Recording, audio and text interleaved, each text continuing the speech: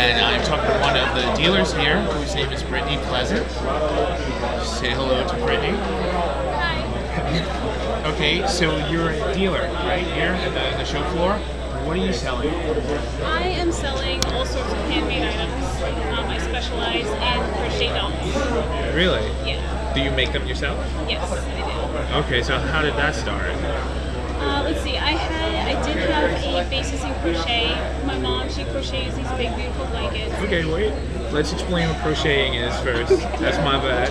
But just in case, there's people out there who don't know what crocheting is.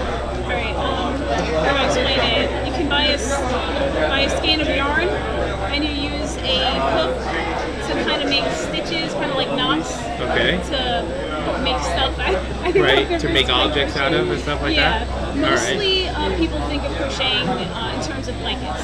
So, you know, big, heavy blankets that, you know. Right. No, I think I have 2 or 3 of them. Okay. Yeah, these are crocheted. Did you make those? Yeah. You made those? Yeah. So you make the items, knickknacks and stuff like that? Yeah. Okay. Do you use is there like a wire frame or skeleton for your dolls and stuff like that, or you just go straight through crochet this type thing? The type of crocheting that I use is called Inbeoncon, and it's crocheting in the round. So you kind of, so if you're crocheting an arm, you kind of crochet a tube, and you kind of form the arm that way, and then you stuff it with fiber foam. Oh, but you just go straight through to form, right? You don't actually have a preset form. Yeah, right? you're actually creating the form. Okay, so before I interrupted you, you were telling me exactly how you got started with that. Yeah. Now, please tell us, because I need to know that. Alright, my mom, she was always big into the crocheting. As long as I remember, she was always crocheting blankets. And she wanted to teach me one day. So I learned the very basics from her.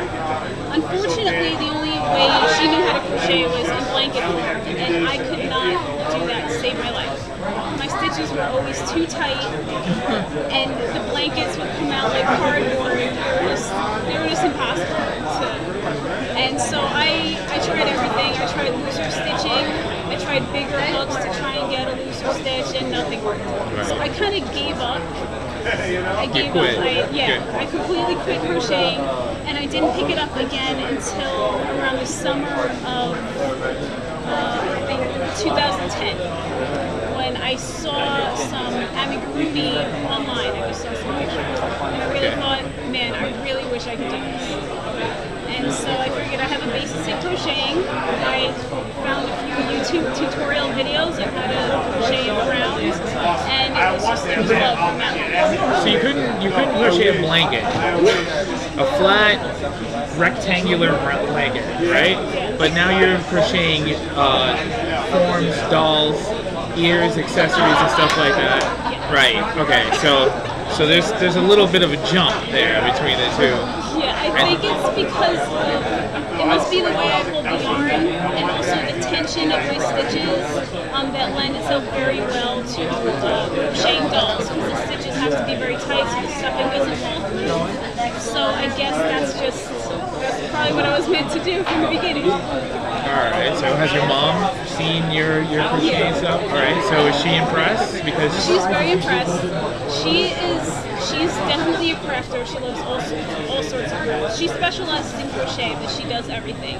And she really appreciates handmade items, and she especially appreciates the handmade items that she is not capable of making herself. I imagine so. All right, so you're here, you're selling them. How did you get hooked up with Inbeon? How did you get?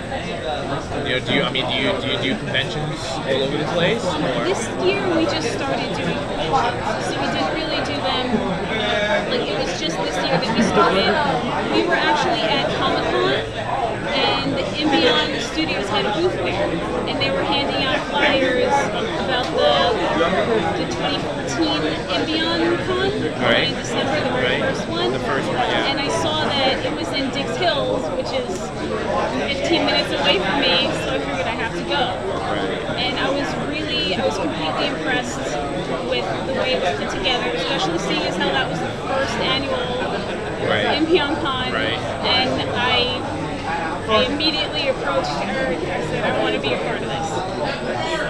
And that's how you do you do other conventions, or this is your first? Was that your first? Was Inbeon your first convention, and then you branched out from there, or you?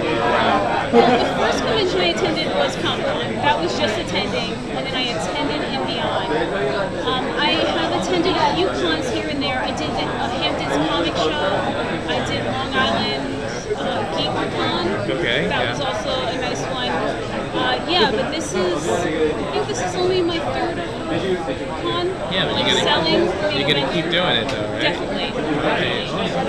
So any social media, how do people get in touch with you if they want to order something, or they want to, do you have a catalog or something like that? My business is called The Artisan's Nook, so I can be found at theartisansnook.com. I have theartisansnook@gmail.com. The Artisan's Nook for Twitter, Pinterest, Instagram, everything. No Facebook? And Facebook. And Facebook. The old people like Facebook. Okay. Well, thank you, Brittany Pleasant. Thank you so much. Congratulations, and good luck in the future.